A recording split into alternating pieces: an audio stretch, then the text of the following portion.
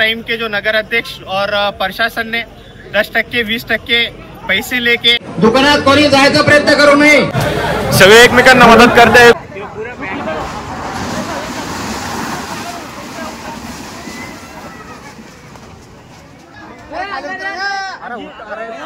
नमस्कार मित्रांनो, स्वागत आहे तुमचं माझ्या नवीन व्हिडिओमध्ये। तर आत्ता जस्ट नावमध्ये कन्नडची तहसील समोरची जी बिल्डिंग आहे ती खूप जुनी झाली होती, तर ती आता पडली आहे। आता ते बघायला आलोय आपण इथं। तर सगळ्यात पहिले JCB लावलेलं होतं, मग ॲम्ब्युलन्स तयार होती, पण देवाच्या कृपेने कोणाला काही हानी झालेली नाही आणि एक पोलीसची गाडी आणि एक तहसीलदाराची गाडी होती। जरा सोने दुकानात कोणी जायचा प्रयत्न करू नये, सध्या बिल्डिंग कोसळत आहे। या इथं बिल्डिंग पडलेली आहे। आत्ता सकाळी इथं काम करायला आलो होतो मी तहसीलचं, तर बरं झालं सकाळी काही प्रॉब्लेम नहीं झाला। गर्दी बघू शकता तुम्ही।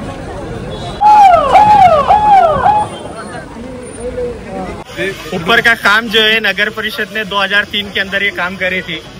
ऊपर के पूरे गाले आज उसको 2008 के अंदर इसका काम हुआ था। उसका कंप्लीशन 2009 के अंदर हुआ था और एकदम से बोगस काम करा हुआ था। वो टाइम के जो नगर अध्यक्ष और प्रशासन ने 10% 20% पैसे लेके ये बोगस काम करे और उसकी आज ये परिस्थिति है। पूरा ही नगर परिषद का ये जितना भी कॉम्प्लेक्स है जर्जरित होगा। नीचों की इमारत 1984-82 के अंदर बनी थी, आज तक वो इमारत में तड़ भी नहीं था। ऊपर का काम ये जिस तरह मट्टी से और रेती के बजाय रेती मट्टी डस्ट बनाकर वो काम करा था, उसकी वजह से आज ये अपघात हुआ। भगवान का बहुत लाख लाख शुक्र है ऊपर वाले का कि यहाँ पर किसी को अपघात नहीं हुआ। पर ये जो प्रशासन है, नगर पालिका प्रशासन, आज भी जितना यहाँ पर प्रशासन है अभी कोई यंत्रणा नहीं है। सीओ यहाँ पर नहीं है, फक्त तहसीलदार साहेब है, नायब तहसीलदार साहेब है और देशपांडे म्हणून अकाउंटंट आहे, ते नगरपालिकाचा पूर्ण काम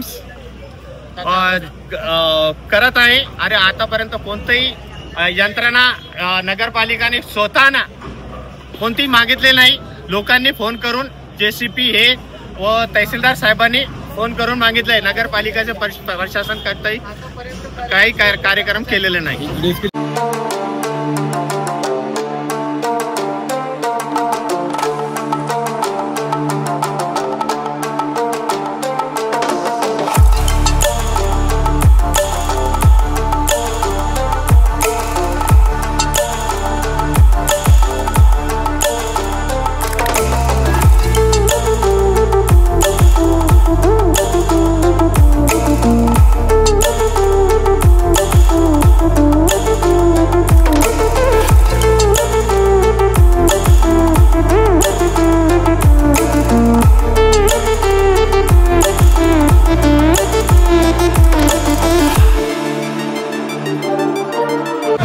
सगळे एकमेकांना मदत करते, कोणी जात वगैरे कोणीच पाहत नाही। सगळे इथं सगळे समाजाचे लोक आहे, सगळे एकमेकांना मदत करते। समोर बघू शकता तुम्ही।